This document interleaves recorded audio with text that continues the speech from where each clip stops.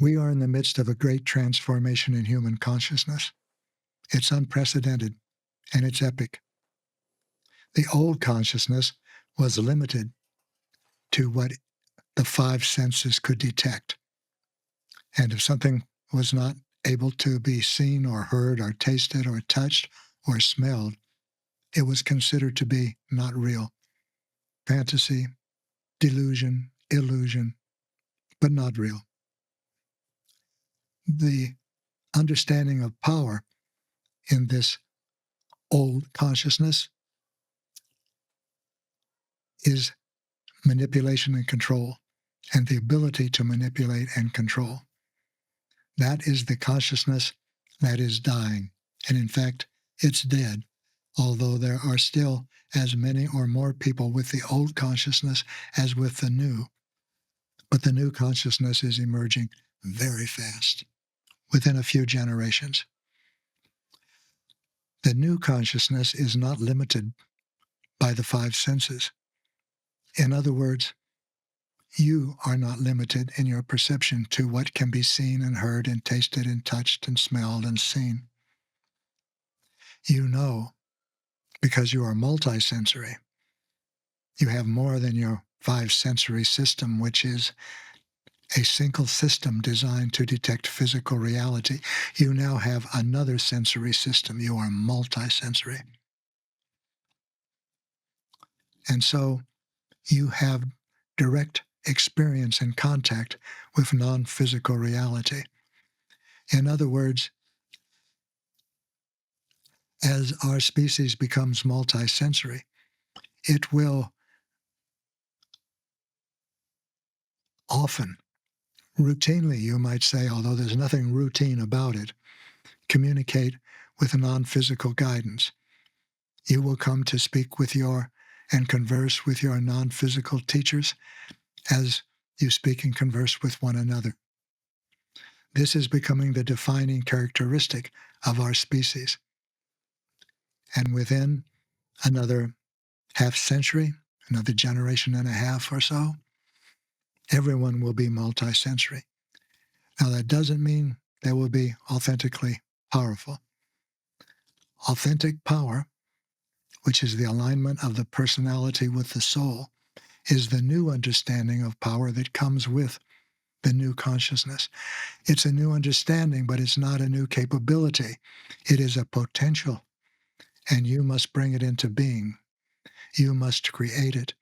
And everything that my spiritual partner, Linda Francis, and I have written about, spoken about, presented, created courses about, is how to create authentic power, how to align your personality with your soul. At this particular time, how do people approach grounding in some of this more like authentic power at this particular moment in time when there seems to be a lot happening around the world when it comes to power and power dynamics? 2025 really seems to be this very interesting time geopolitically around the world. It is a very interesting time, and it's not only because of the U.S. elections. It is a very interesting time because we are in the midst of the transformation of human consciousness, one that has never happened before. And we are standing with one foot in the old consciousness and one foot in the new. No humans have ever stood in this place before. And we must choose between them continually. The old consciousness with its limitations and the new consciousness with its expansive vistas. That's another way of saying, let me put it this way. You cannot ground yourself into this or anything else. You can become more aware. And you can use your awareness consciously now in ways that you could not when you were experiencing the old consciousness. For example, now you can look at what you are experiencing emotionally. Creating authentic power requires the heart. That means it requires emotions. So to create authentic power requires simple tools, three of them. emotional awareness, responsible choice, and consulting intuition. Emotional awareness means being able to experience your emotions somatically in terms of your body. So when you're experiencing an emotion, instead of looking outside of yourself onto the world, look inside yourself. That's a big difference.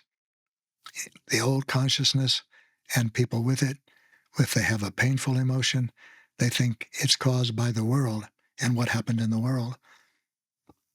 And so they try to change the world to change their painful experience. This is the pursuit of external power, the old power, manipulation and control. And it now produces only violence and destruction. It's not simply obsolete, it is counterproductive to our evolution. So when you look outside, it's a frightened part of your personality wanting to change the world to feel better about itself. When you look inside, you're looking directly at the dynamic that is producing the emotion that you're experiencing and that is painful in this case. And we're calling that a frightened part of your personality, a part that originated in fear, such as anger, jealousy, resentment, competitiveness, resentment, superiority, inferiority, every compulsion, every obsession, every addiction.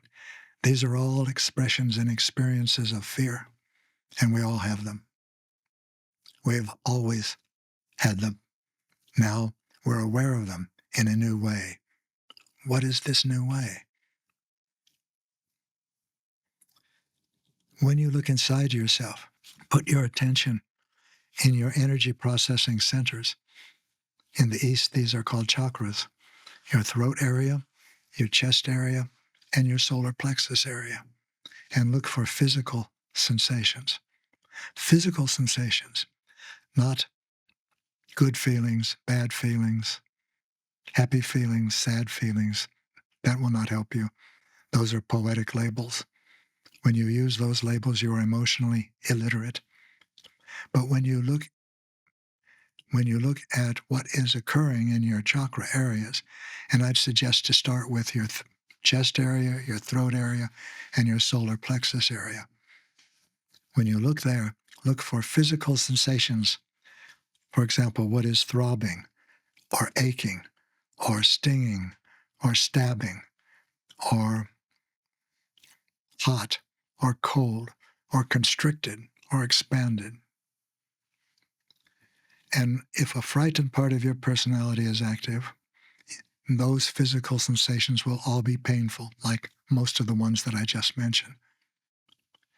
And if you look at the thoughts that this frightened part of your personality is thinking, they'll be judgmental and comparative. Hey there, Inspired Evolutionary. If you absolutely loved this, well, then here's a full conversation with this guest on the Inspired Evolution podcast. Check it out now.